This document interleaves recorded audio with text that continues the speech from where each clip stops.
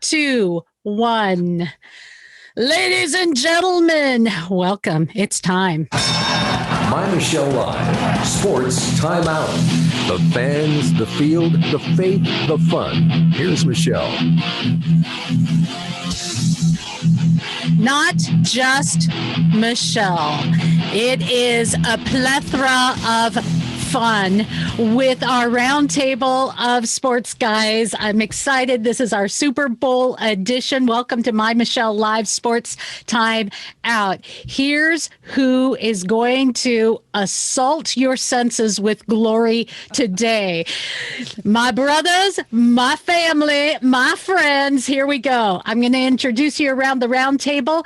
Garrick Pang. Garrick Pang is a pastor. He's a coach, longtime soccer player, past chaplain for our Seattle Sounders, and an all-around cool guy. We have with us Brent Baker. Now, Brent is a sports writer and photographer and also an author of an upcoming book available next month, probably one of the best sci-fi books. Oh my gosh, it's this month. Is it available now? Is it available now? Pre-sale, yes. You can order it. You can order it now. And there's my website. Okay. No, BrentRBaker.com. Hey, real briefly, tell us about the book and how to get it and all of that. It has nothing to do with sports, but that's okay. It's science fiction / spiritual warfare epic novel. If you like Frank Peretti or Ted Decker, those kinds of guys, you probably will like this book. BrentRBaker.com is my website, and from there you can go to Amazon or wherever you like to buy your books, and the ebooks are available in multiple places, the hard copies, Amazon, or directly from me. So excellent. Yay. So that's really cool. Congratulations on that. Thank we just you. want to get that plug out. Then we have with us Brother E. Coach E is from E-Train Fitness. He gives a personal touch to keeping you healthy and well. We've been broadcasting together for some time. He's a great friend. He has played, I would venture to say, every sport that is sportable, every sport that's playable, except for on women's teams. But I wouldn't, I can't, I don't know for sure. Coach E has played on. He has played on, coached, and experienced everything. There's not a sport he hasn't been on, Coach E. We have with us Joshua McMillen. Josh is our sports authority. You hear him once in a while as our manna on the street. He is an almost father of a newborn. He has a 3-year-old at home, so it's going to be really exciting here near the end of March. We'll be reporting on that. I'm sorry, 5. Yeah, sorry. Oops. They change every year. What's wrong with them? And we have Rich Hallstrom. Rich Hallstrom is a longtime veteran sports reporter, the official 12th man, and our own encyclopedia. Rich, I'm desperately looking for your soundbite. I'm sure I'll get it eventually. In the meantime, guys, welcome. It is time. Get ready for sports.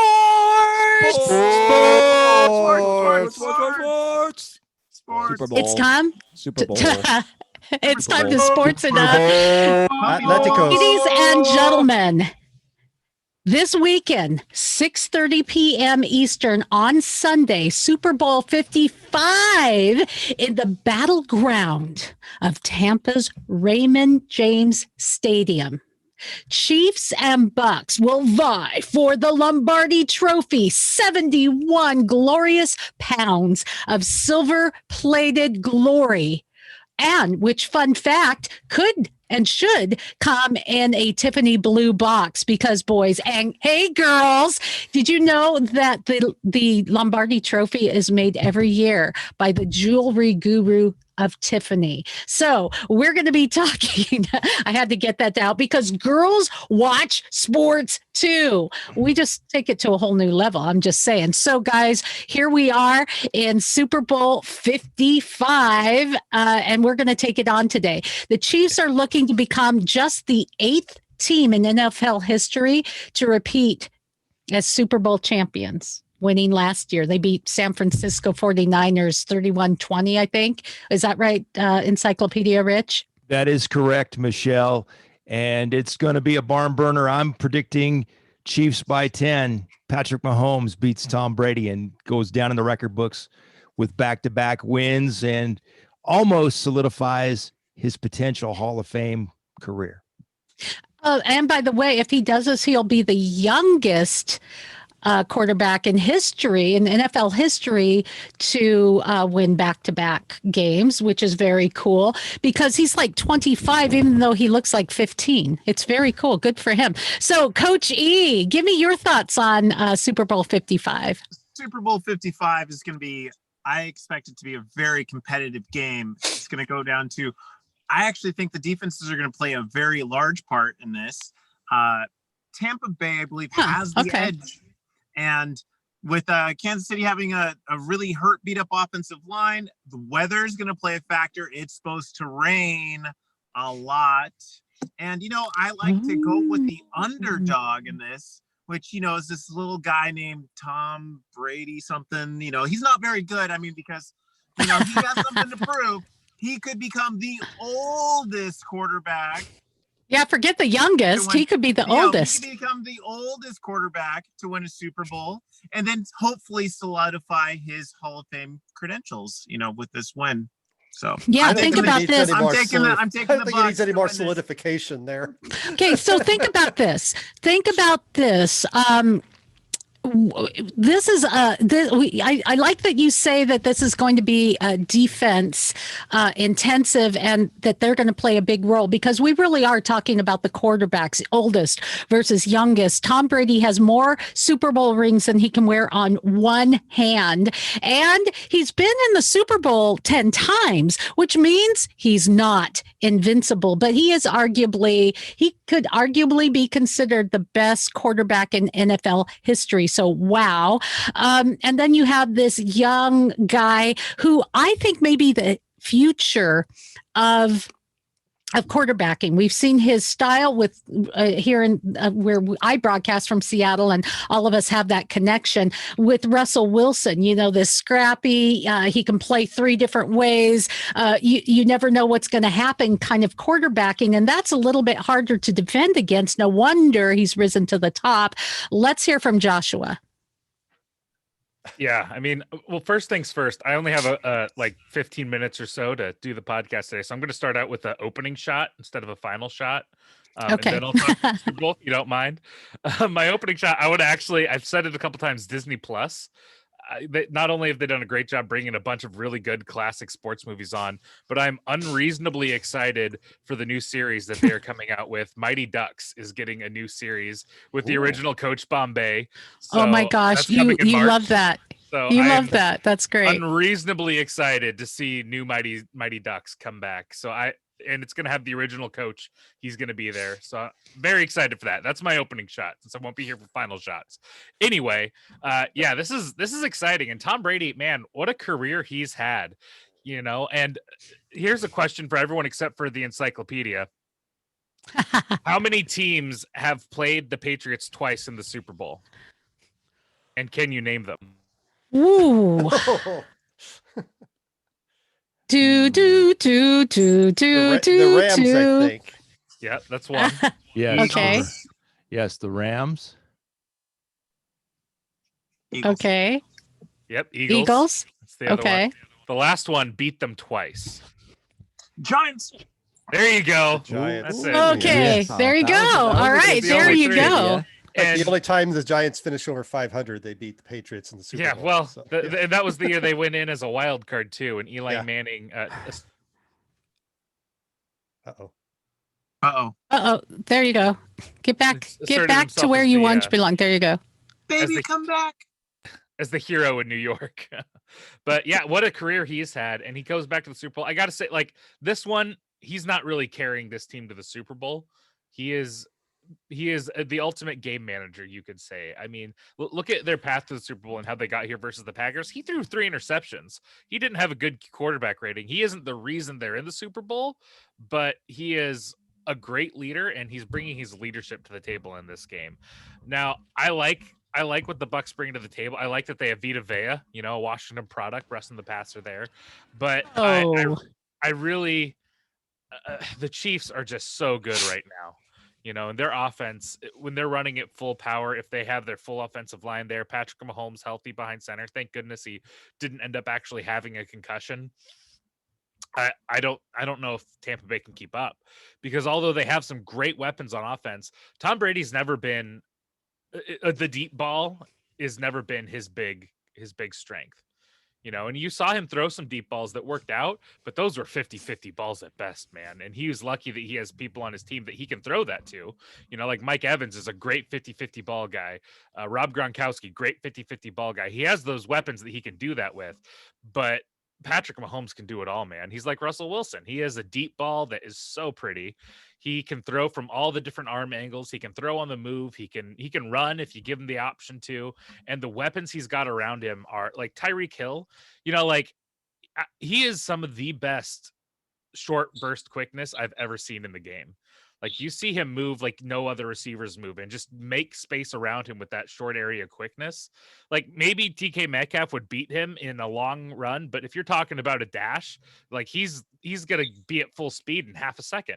DK Metcalf, the bigger guys, they take a little bit to get up to speed, but man, and the tight ends he has around him, I just have a hard time seeing Kansas City losing this one.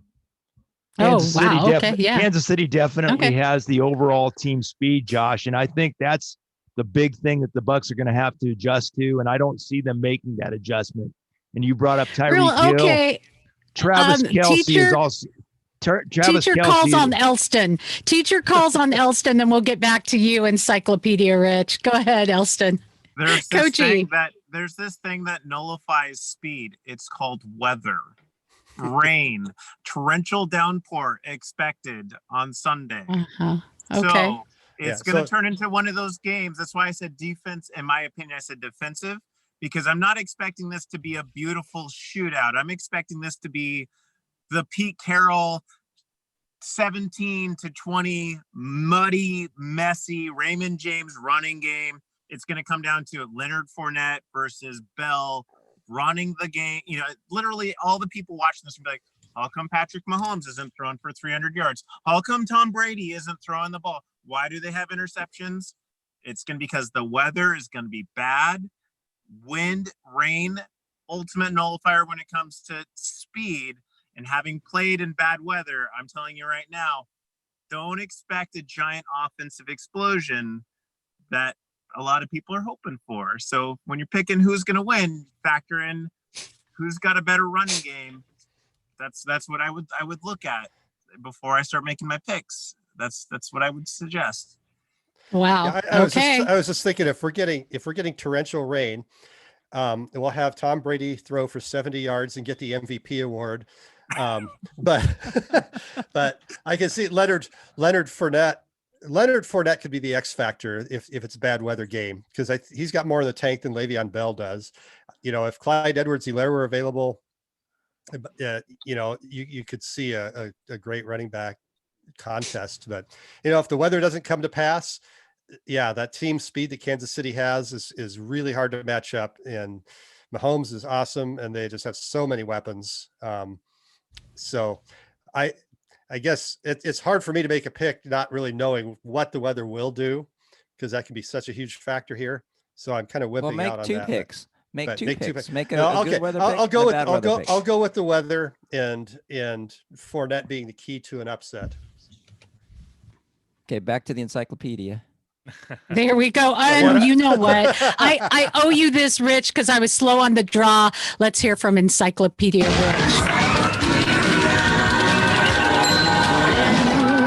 Encyclopedia. If you want to know the answers, here is the way. The encyclopedia. There you go. Encyclopedia Rich. Let's also remember that the players actually determine the game.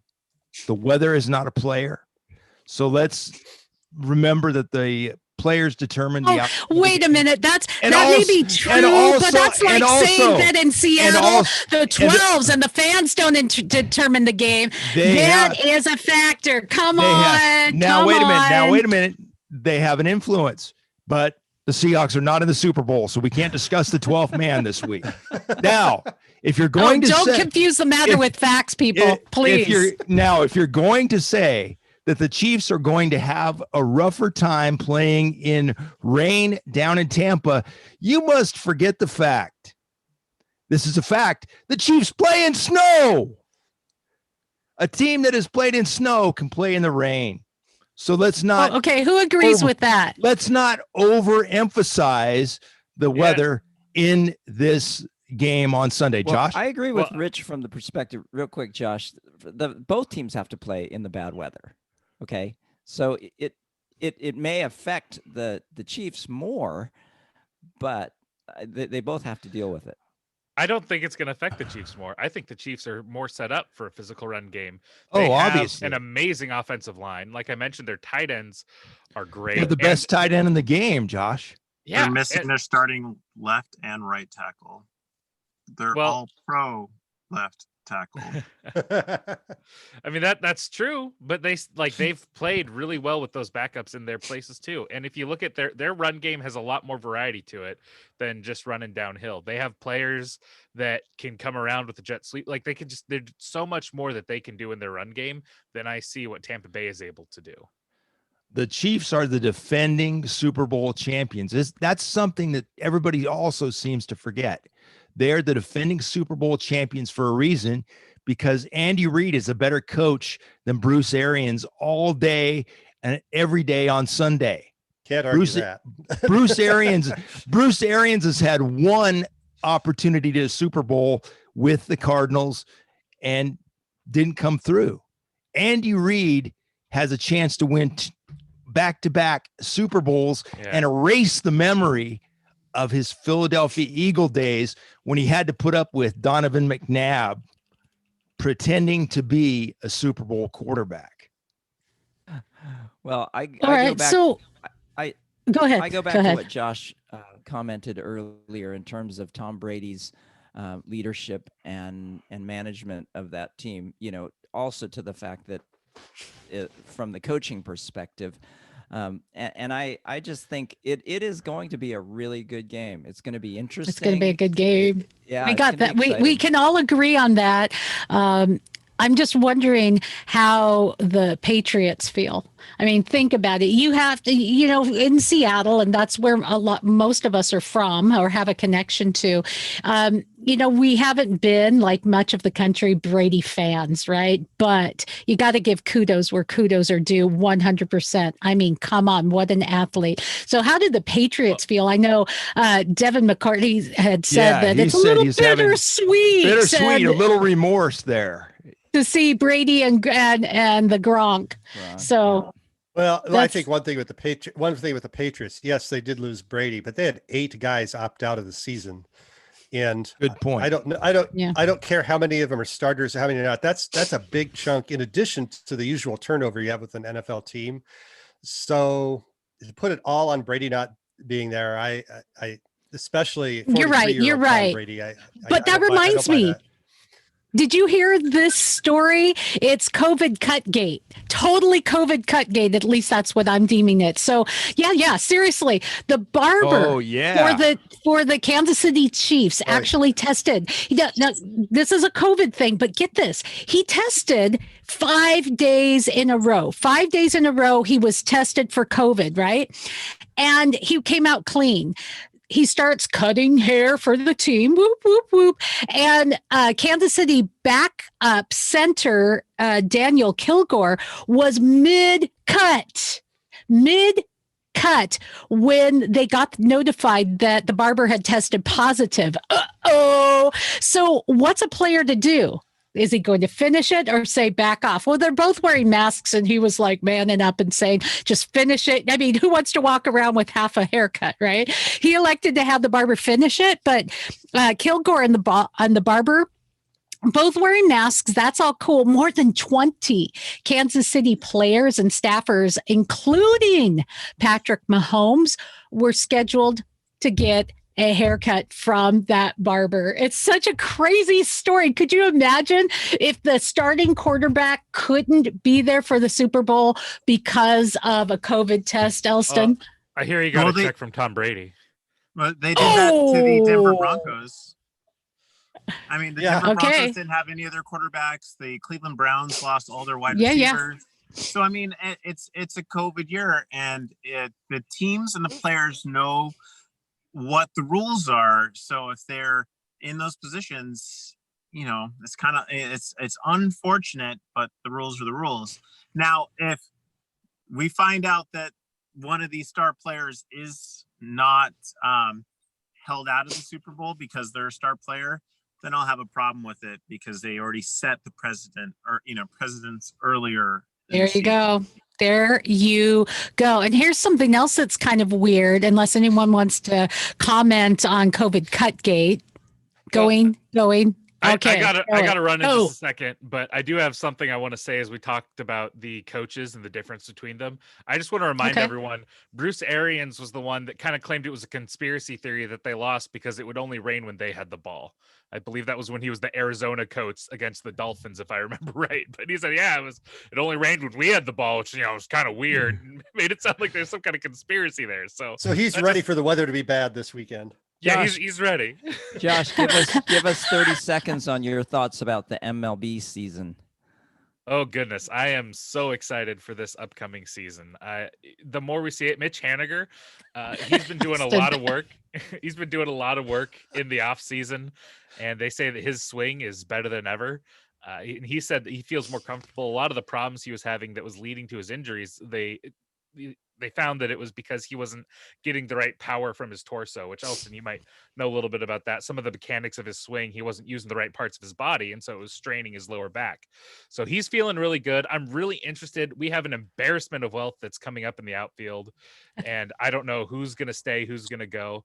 But we're looking. And by can I just, because we broadcast to the entire world, by we, it's not just the royal we. He's referring to his very own Seattle Mariners. And for those of you outside of the Seattle area, of which we have lots of listeners, Seattle has had can we see a dry spell? the biggest dry spell in all of major sports. So it's almost over. Just hold out. When you look up the word drought in the dictionary, a Mariner logo appears next to the word. Right next to the Detroit Lions. It's true. But hey guys, playoffs. I mean, it could happen this year because we have a lot of young talent coming up, but expect by next season that we're going to start really seriously contending for the playoffs once we get a lot more of this talent up and they get a little experience. And that's when they're also going to start spending on free agents. I don't think they're going to spend a lot on free agents other than filling some holes this year, maybe some flyers on guys they can trade by the deadline. But next year, that's when they're still going to start spending and bringing in people to fill in the holes that are left after we get this next wave of young talent up in this current season. So it's almost over, guys. We're almost there. They're doing it the right way. We have one of the best farm systems in baseball. There's a lot of hope for the future of the Mariners, and I see rain clouds on the horizon. Well, there you go. I want to bring it back to the Super Bowl for a moment because things are very different this year. Thanks, Josh. Have a great weekend. You may be familiar with the idea that after the game and after the win, there's big celebrations. And, everyone says, what are you going to do next? You've heard this. Listen. You wish upon a star, makes no difference who you are. Anything your heart desires will come to you. Patrick Mahomes, you and the Kansas City Chiefs just won the Super Bowl. What are you going to do next? I'm going to Disney World. The Disneyland's closed. Yeah, not so much this year. It's all very, very different. So, and so we'll be experiencing some difference there. One thing, the Bucs get to play in their own home field, but are they going to have much of a home field advantage when, we have COVID issues? Let's talk about that. Let's face off on that. How is the Super Bowl going to be different? This week we've got a face-off. And they're going to face off against one another. Boom. Bring it, guys. How's it going to be different? I think it's going to be different for many reasons. One of them is, of course, the reduced number of fans in the stadium. But also, it's the first time that there's ever been an actual home Super Bowl. The Buccaneers are playing in their home stadium this year. And so I think that those two things will make it quite different. Others? Okay, Rich, how many of those fans are going to be able to see the game, though? Well, I guess there's about 3,000 or so that are going to make that up, and there's going to be some healthcare workers involved in that number. I see this as just another game. These players are focusing on the goal. They're focusing on the goal of a championship. They're not worried about how many fans are in the stands. They're worried about this being the Super Bowl. This is America's unofficial sports holiday. The players are going to be concentrating on winning the Super Bowl. Okay, just kind of like they don't care about the weather, right? Yeah, they don't. That's overblown. I have had many conversations with many Seahawk players, other players from other teams. They can't afford to be thinking about that stuff. They're trying to think about. Oh, I don't know about thinking about it. You got to think about it. You got to think about it. And you know what? When there's fans in the stands, it makes a huge difference. I don't know. Brent? I'm thinking it's not going to really impact the game at all. First off, not that many fans. Secondly, well, yeah, that's true. That's true. All of Tampa's home field decor and stuff is pretty much going to be gone. So it's going to look like a neutral stadium. Third, these players have been playing with fewer or no fans all season long. Yeah, they've been playing in this environment the whole year.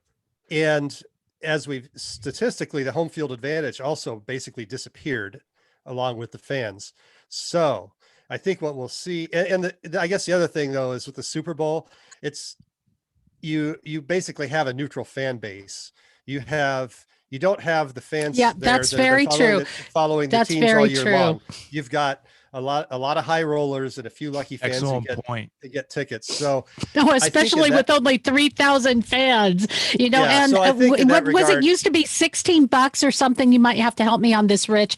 $16 or so for the first Super Bowl back in 1967. And now the average is 5,000 with last year. The highest ticket was something like 70 grand for a ticket to the Super Bowl. Dang. So a lot of unemployed scalpers out there. Yes. Another interesting fact about the very first Super Bowl. The very first Super Bowl was not called the Super Bowl. It was called the World Championship Football Game.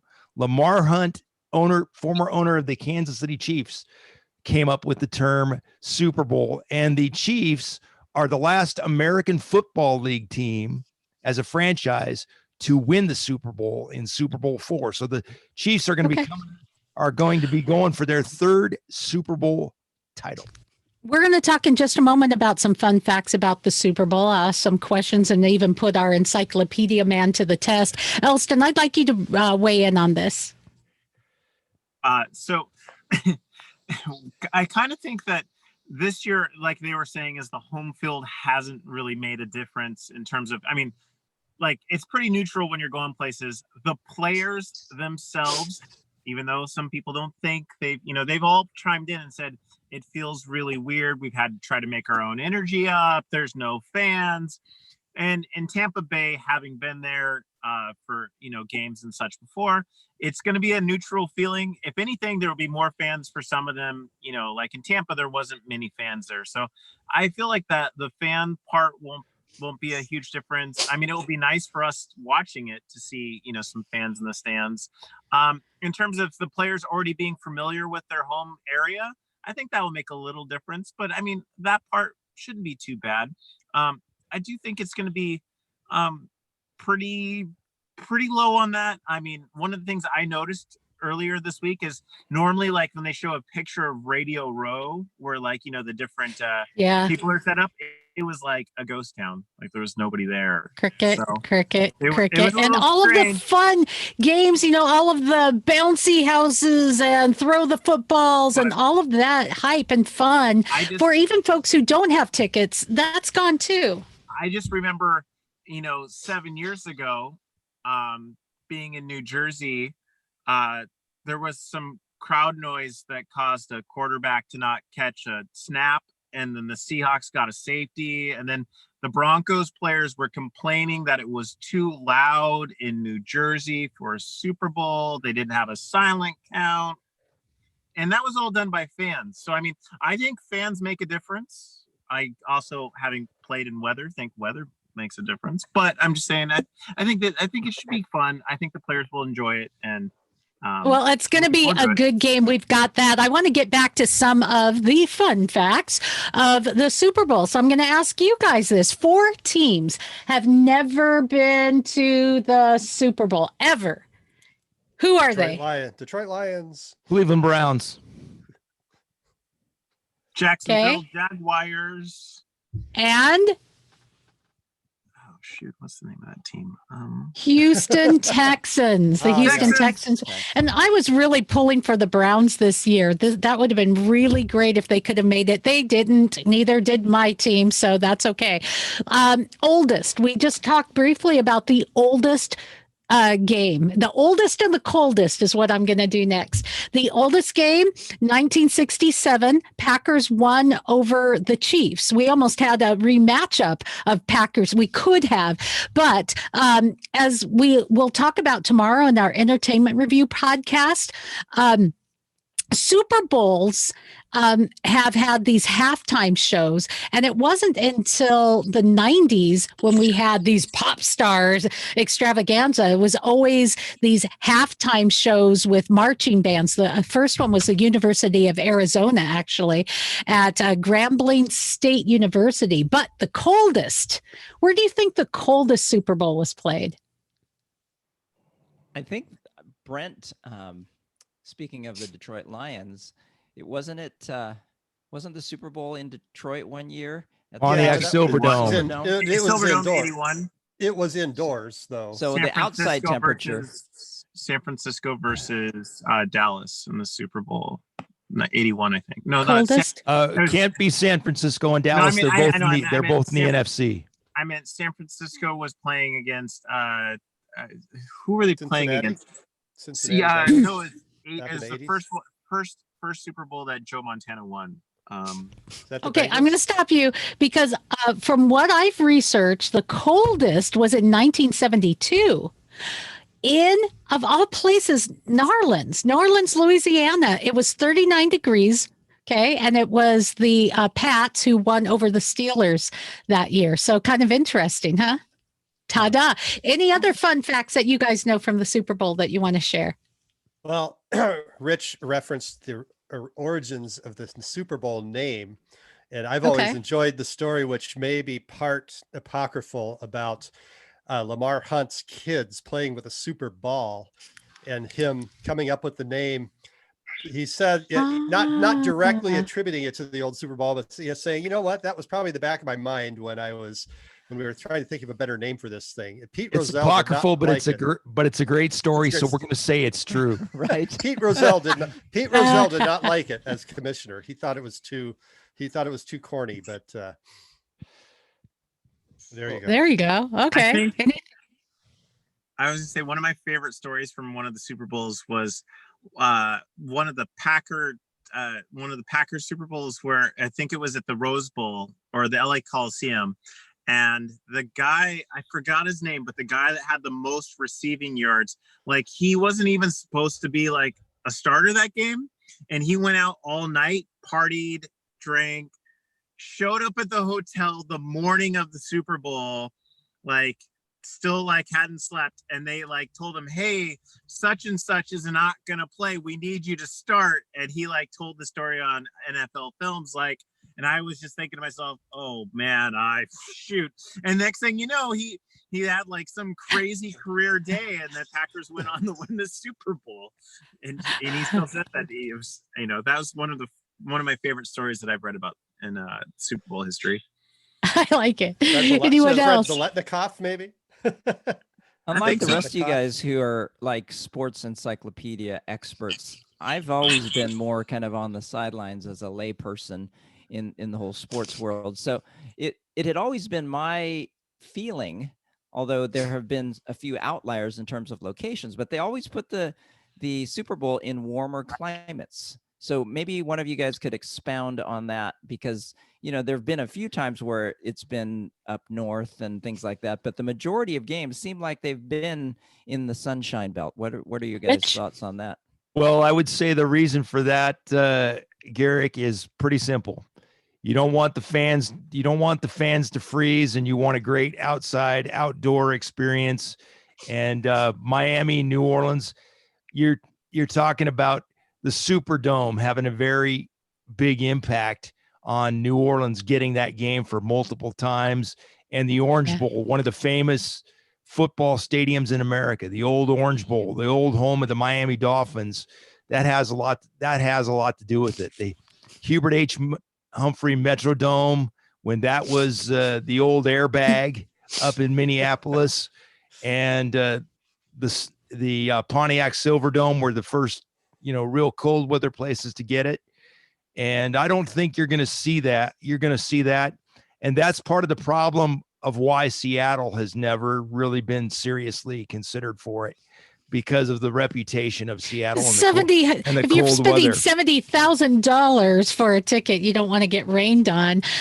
Something else that's going to be interesting this year, and the first time, is our halftime show is going to be primarily in the stands. The Weeknd will be the performer. He spent about $7 million of his own dollars to get this thing set up. It's going to be an expensive weekend. And you know what? Well, I think his music's fairly good. What I want to just say right out there, as far as halftime shows go, he has said that he's going to keep it family friendly. He's going to stay, not going to exceed PG rating. And I really do appreciate that. Yeah. No wardrobe malfunctions, no stripper gate, no pole dancing, and then having to defend it later and say, we're just celebrating womanhood, all of that. Great. You can celebrate it. But, do we really have to an already oversexed generation, do we really have to sell that during the halftime show? So I just really appreciate that. Let's keep it to the music. You guys? Well, I'm excited to see the Weeknd get his chance on national television to do his thing. I think it's going to be a reason to concentrate on their halftime show, and really concentrate on the halftime show, and actually see somebody that can perform and actually pull it off. Yeah. $60,000 too. He spent on a Airbnb or something to be almost there for the weekend. Ticket. I know, right? There you go. Wow. So there you go. Hey guys, can we talk NBA for just a moment? Rich, you sent this. Okay. Anyway, what are you wearing to the Super Bowl? Okay. So, you sent this article out, Rich, that LeBron James has pretty much zero energy and zero excitement for the All-Star game. What's up with that? I'm not really sure what's up with that, since this is something that the Player Association and the league agreed upon, and LeBron is just upset. COVID related? What's the deal? You've got me. I mean, LeBron brought it up that we're in the midst of a pandemic. We had the longest season last year with only 71 days of rest in between seasons. But LeBron, if your priority is helping with the pandemic and helping with other things that are more important, then just don't play. Why don't if the NBA players believe that the All-Star game is not important and that the NBA season is not important, then why did you just not play and do some other things to help improve the world in other areas? Sports is a part of life, but it is not the most important part of life. And many times, this is my opinion, Michelle, and to the others on the panel, sports says that it's not the most important thing, and that says that there are other important things in the world, but then sports turns around and acts like it is the most important thing in the world. Okay, Your I want to thoughts, get guys. Coach E on this because as a man who's played every sport known to man, still you put your priorities where they really matter. You have trained for things that have gone to the extreme. In fact, you guys may not know this about Coach E. Every year he does a quadathlon where he runs, swims, bikes, and kayaks to raise money and awareness for autism. I mean, he has trained past imagination and stretch his body to the utmost ability. I've seen it with my own eyes, and yet you'll be the first to say priorities have to be where priorities should be. Yeah. Thanks. You once an athlete, you got to stay on top of it. Hearing LeBron James say that, and then even listen to some like NFL players talk about like Pro Bowls and Major League Baseball talking about, the game. I really do feel like we've evolved and in the country that people would, the players would really just prefer it be like such and such is an all-star. Here's the award, put it in the newspaper, throw it on the, on the websites and things like that.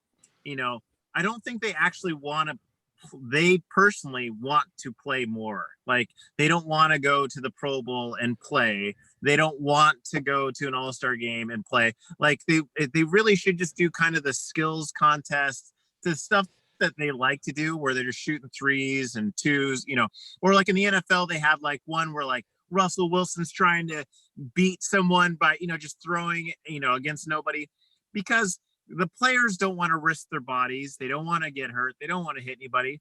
And having trained for a lot of different things like that, I'd want to do something that's relaxing, but still, they're rewarding me for having an outstanding season.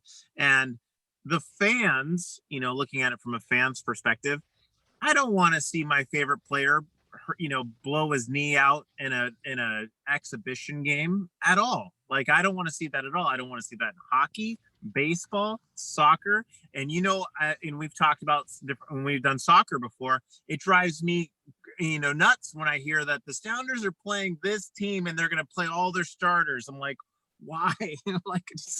So I just think that they would like the recognition.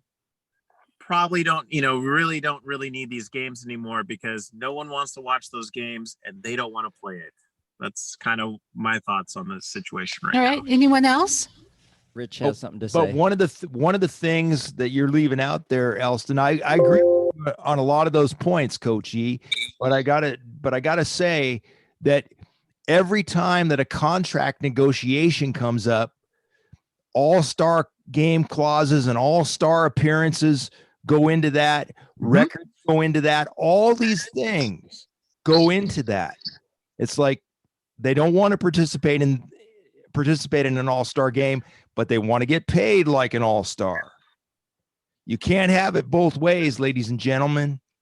No, I meant that's why I meant they should still get the recognition of being an all-star. Like it's kind of like back in the early 90s, they'd say, this is your the Associated Press's all-pro defensive lineman. They would say, this is the Associated Press, all-star team for the NBA, and just there it is, as opposed to having a game on top of it. Like it's like when they'd say, all conference Pac-12 is this person and he's an All-American with this guy. It's like they don't, in college football, they don't have like an All-American play this guy if he's a junior and such and such. But they use that all-star recognition, which includes the game, to enhance their brand. So you cannot, once again, talk out of both sides of your mouth. If you want the all-star recognition, and before the pandemic, the NBA All-Star game and guys playing in it was not a problem. It's probably the second best All-Star game to the Major League Baseball All-Star game. Okay, I want to switch gears just a little bit can while we're I just on. Weigh in one more thing on this though, because I think things have really changed in sports. Okay, when you consider that the minimum salary for rookies in the 1970s in the NFL was $10,000. Okay, and compared to what it is today, I think the All-Star games back then were something different because the game was different and the reason that players played was different.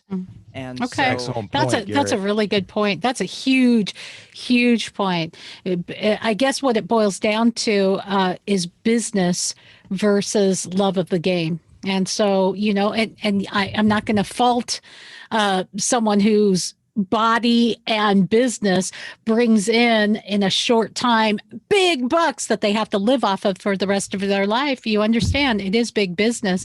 Another big player though in the WNBA is Sue Bird. And so can you guys help me out on this? Sue Bird is an activist athlete. She's a monster ball player for the Seattle Storm. She resigned, but I heard rumors she resigned. So what is it? Resigned. Okay. It's resigned, not resigned. Okay, but I heard rumors that there were rumors originally that she was going to resign, but she did resign. So what is going on with her resigning? She just wants to be part of the best organization in the WNBA, or what many people consider to be the best organization in the WNBA. She's a winner. She's going to play. She's going to play at 40. And she's still one of the best women's basketball players. I guess that's where the rumors came in.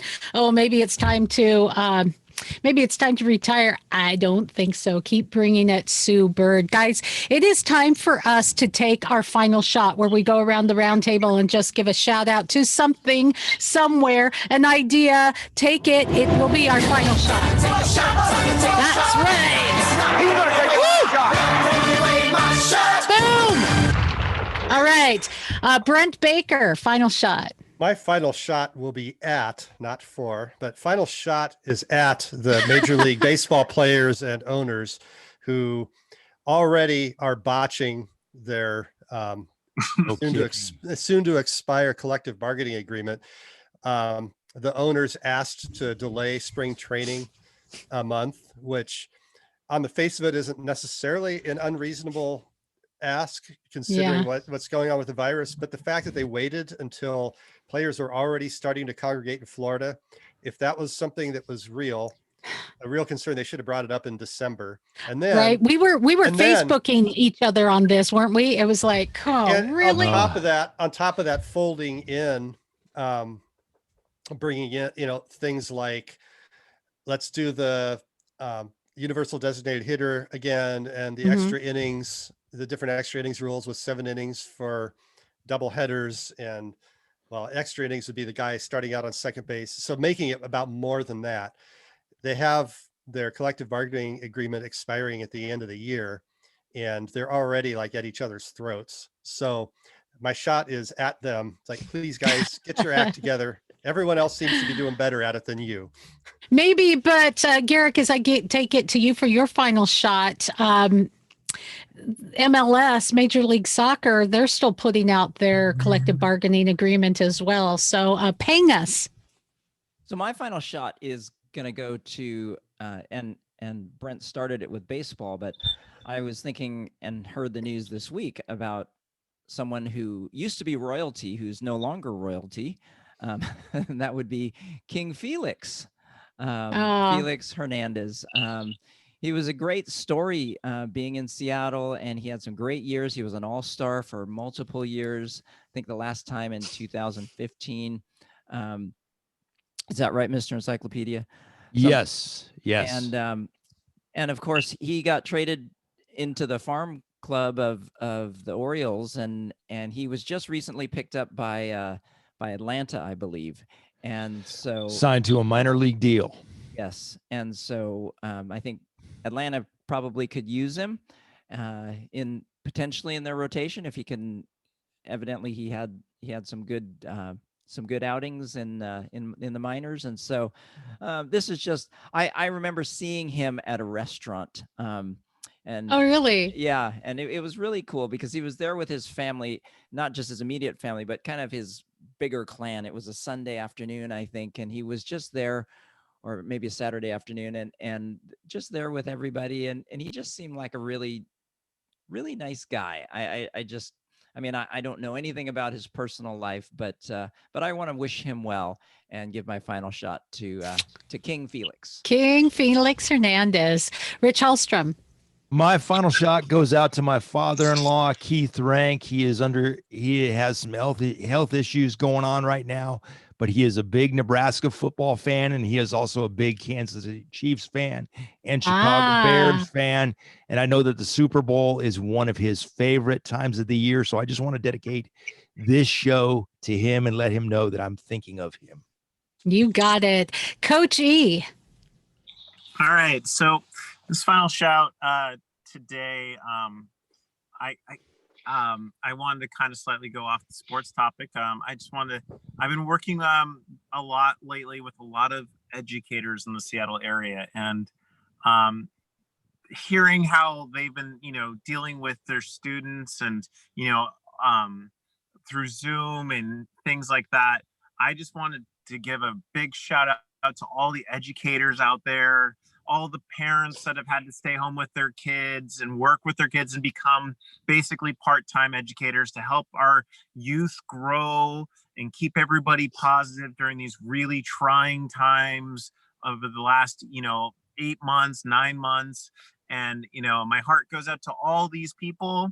And I'm glad that these educators can continue to inspire our youth and show up every day, either in Zoom or if they're now going back to class, however they're doing it. I just wanted to say thank you to you guys. You guys mean the world to us, even if we're not in school anymore, because you affect our youth and our youth will become our future. And so I just wanted to say thank you to you guys. I like it. Well, I am going to take my final shot. And my final shot is to a faith event that's been part of the Super Bowl since 1988. Any ideas of what that might be, Encyclopedia Rich? Something to do with, they have a gospel music show that is connected to the Super Bowl, I believe. They probably do. Oh my goodness. I should give a shout out I love the Puppy Bowl. I'm sorry. I really do. Anyway, this faith event is part of the Super Bowl. It's an NFL sanctioned Athletes in Action Super Bowl breakfast. And it's taken place in the Super Bowl host city every year since 1988, 33 years, drawing sellout crowds. What they do there, you'll hear some of sports' biggest names, and this year's program will be televised for everyone on the CBN News channel and Facebook Live. And you'll see a range of players, officials, NFL celebrities, and then a salute to NFL military veterans. Woohoo. Thank you for your service. Conversation on race, justice, interviews during the 1 hour long presentation. They're going to bring hope, humor, talk about the pandemic, and they're going to culminate with a gospel message. You can watch it on Facebook Live and CBN News Channel. That's my shout out. And of course, a shout out to my boys here as we talk sports. It's been hailed, and I get great feedback, guys, as we've taken our show from a terrestrial show in the Seattle area to the world now. I've been getting a lot of good feedback that this is a really different feel for a sports show. This kind of let's talk about it. And, the chick here who's not just sitting here as a pretty face, definitely, but, just kind of sitting here with my bros, talking football, talking soccer, talking sports, and talking the God story, which we always get to on this podcast. God bless you guys, and thanks for being part today. Thanks, Michelle. Michelle. Bless you, Michelle. Thank you, Michelle. You are Miss Awesome. You know that. Happy Blue Friday. Happy Blue Friday. Still. That's right.